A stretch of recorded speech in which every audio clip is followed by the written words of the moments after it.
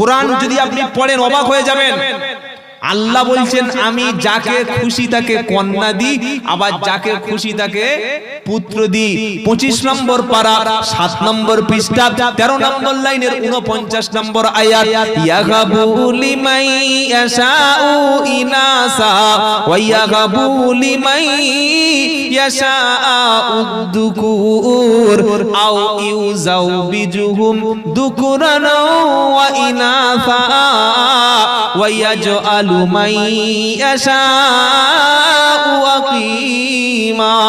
আমি আল্লাহ যাকে খুশি তাকে কন্যা সন্তান দান করি, আমি আল্লাহ যাকে খুশি তাকে পুত্র সন্তান দান করি।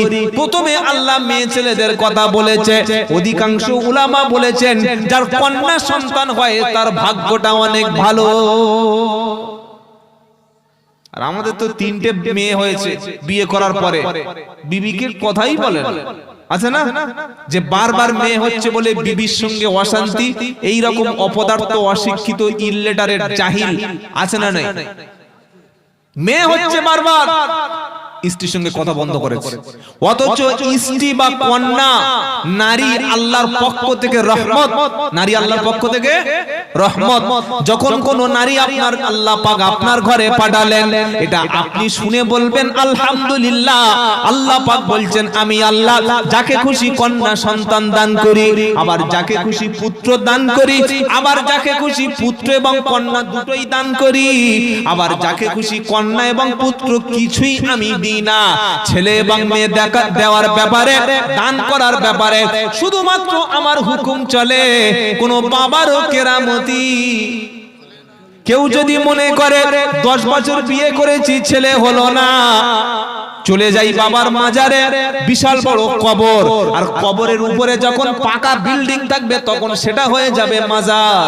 সেটা কি হয়ে যাবে? কাঁচা থাকলে কবর, বিল্ডিং থাকলে মাজার। উপরে যদি গম্বুজ থাকে উনি তাহলে আরো বড় একটা পীর। বড় পীর হতে গেলে কবরটা পাকা করতে হয়। আমাদের বাড়ির মেয়েরা জানে না, তারা জানে 10 বছর বিয়ে করেছি, 15 বছর বিয়ে করেছি, যখন ছেলে মেয়ে হচ্ছে না, কিছু অশিক্ষিত মহিলা বলল ওরে তোর বাচ্চা হচ্ছে না, চল একটা কাজ কর, স্বামী স্ত্রী দুজনে মিলে আজমিরে চলে যা, কিংবা একটা পীরের দরবারে চলে যা, ওখানে গিয়ে একটা ছাগল জবাই করবি, চাদর একটা দিয়ে দিবি, 500 টাকা দিয়ে দিবি, মান্নত মানসিক করবি, পরের বছর দেখবি আল্লাহ তোর পেটে ছেলে দিয়েছে। ঘুটিয়ারি শরীফ বলে একটা জায়গা আছে, নাম শুনেছেন? আমার বাড়ি থেকে 10 কিলোমিটার মধ্যে, দক্ষিণ 24 পরগনা। আমি একদিন গেলাম, দেখি এখানে কি কাণ্ড হচ্ছে মাজারকে উপলক্ষ করে। গিয়ে দেখি মেয়েরা মাজারে গড়াগড়ি খাচ্ছে, বাবা বাবা গাজী বাবা এসেছি। মাজারে গোড়াগুড়ি খাচ্ছে, কি এমন পাওয়া যায়? তারপরে দেখলাম ওই বাবার কবরের গ্রিল লাগানো আছে পাশে, সব সরু সই যে দড়ি ঝুলিয়ে দেখছেন, দড়িতে ফুল ছেলেরা দিয়েছে, খুব সুন্দর সাজিয়েছে, এরকম সব একটা একটা করে দড়ি ঝুলিয়ে, আর দড়ির মাথায় কোনোটা 250 পাথর, কোনোটা 200 গ্রামের পাথর, কোনোটা 500 গ্রামের ইট। আমি মাজারের খাদেমদের জিজ্ঞাসা করলাম, ভাই এই ব্যাপারটা কি বলবেন? বলছে সব বলা যাবে না। কেন রে ভাই? বলবি না কেন রে ভাই?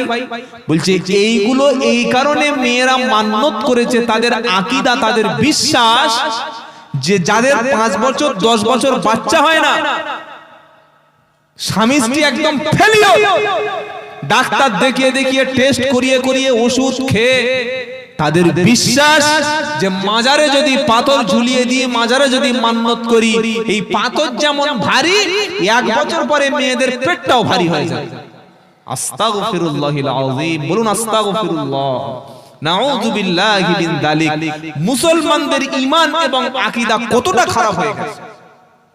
এখানে বসে নিয়ত করুন, খায়রিহি ওয়া শাররিহি মিনাল্লাহি তাআলা, ভালো এবং মন্দ সবকিছুর মালিককে কার পক্ষ থেকে হয়?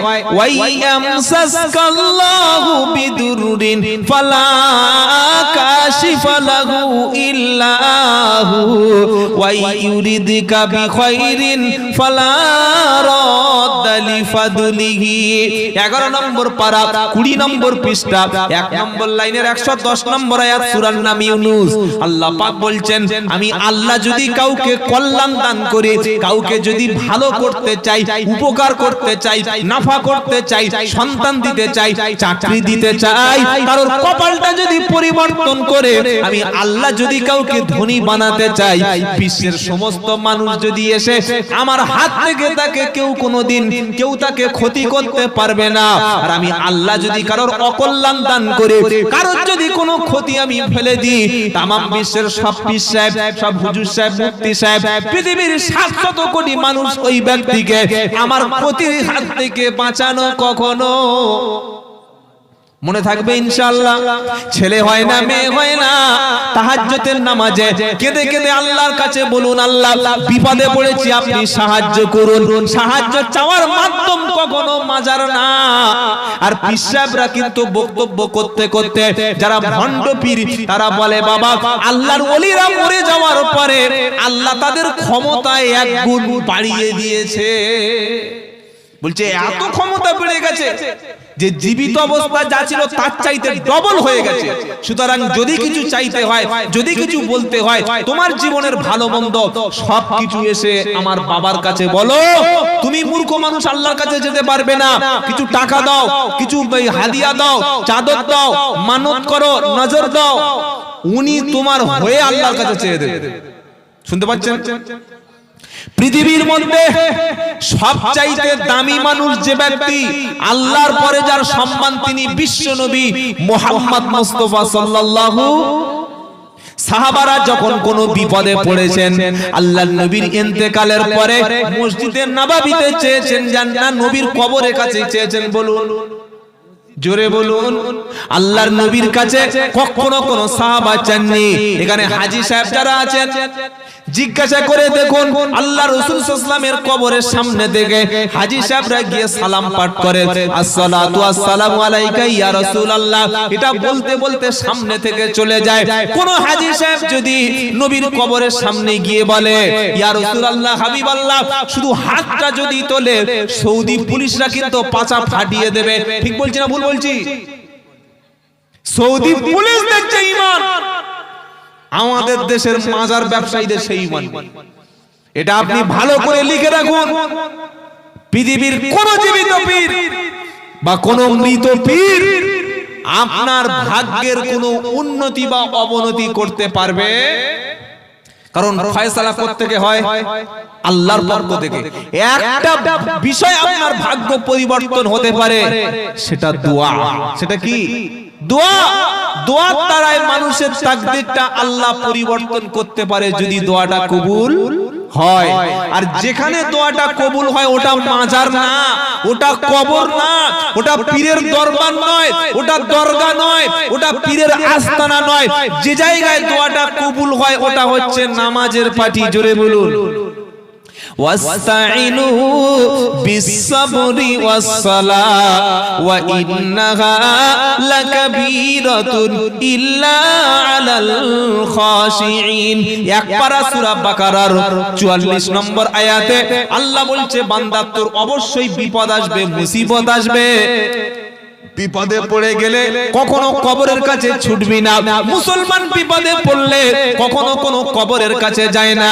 মুসলমান বিপদে পড়লে কোনো পীর সাহেবের কাছে যায় না। নিজের গ্রামে যে মসজিদ আছে ওই মসজিদে চলে যাবে। মায়েদের খেদমতে পেশ করছি, রাত যখন গভীর হবে পৃথিবীর সমস্ত অফিস বন্ধ হবে, কিন্তু আল্লাহর অফিস বন্ধ হবে না, আল্লাহর দরবারও কখনো বন্ধ হবে না। রাত যখন গভীর হবে নামাজের পাটিটা পেতে 2 রাকাত নামাজ পড়বেন, নবীর উপরে দরুদ পড়ে আল্লাহর কাছে হাত তুলে কেঁদে বলবেন, আল্লাহ পৃথিবীর সব মানুষ যখন ঘুমিয়ে আপনি তখন জেগে, যেহেতু আল্লাহ কখনো ঘুমায় লা তাআখুদুহু সিনাতু ওয়ালা নাউম।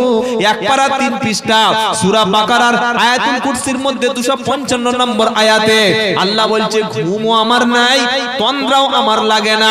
সেই আল্লাহর কাছে আপনার মনের কথাটা, নামাজের পাটিটা পেতে বলুন, আল্লাহ দুটো ছেলে দিলে, মেয়ে দিলে, এদেরকে আমি লেখাপড়া শেখানোর টাকা আমার নেই, বাচ্চা অসুস্থ হয়ে গেছে, বিবিটা বিছানায় পড়ে গেছে, ব্যবসা ভালো চলে না, আল্লাহ আগের মতো আর আমার উপার্জন হয় না, আপনি কি আমার বরকত দেবেন না?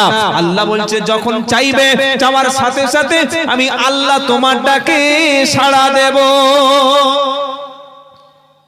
গাছতলা, মাছতলা, নারকেল তলা, কবরতলা, মাজার তলা কখনো যাব না, বলুন ইনশাআল্লাহ। আপনি মসজিদ ছেড়ে যখন কোন কবরওয়ালার কাছে চাইতে গেছেন, আপনি আল্লাহর ঘর ছেড়ে যখন কোন দরবারে গিয়ে চাইছেন, আল্লাহকে অপমান করা হবে না? হবে না? জোরে বলুন।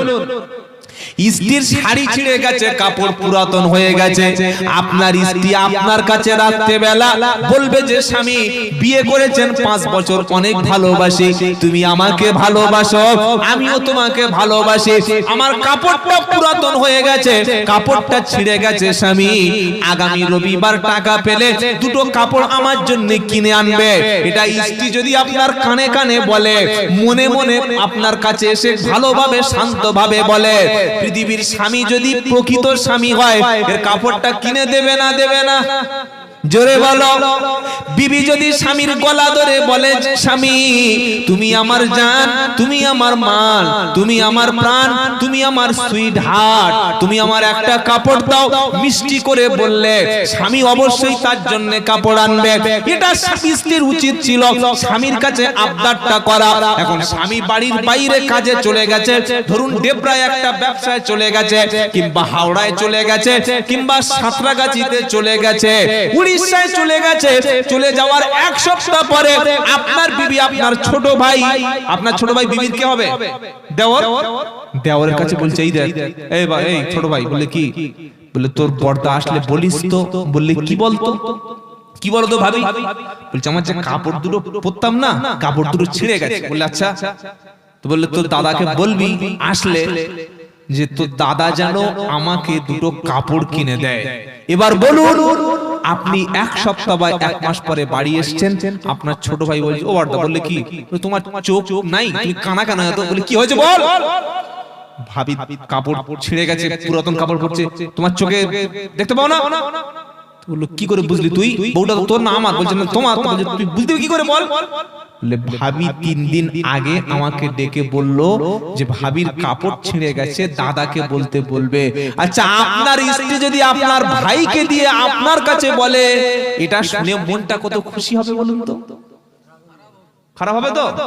খারাপ হবে না? হবে না? যদি রাগী স্বামী হয়, চাবড়ে লাল করে দেবো কথা কথা। তুই আমার কাছে বলতে পারি না? তোর সঙ্গে এত গভীর সম্পর্ক, তুই আমাকে বাদ দিয়ে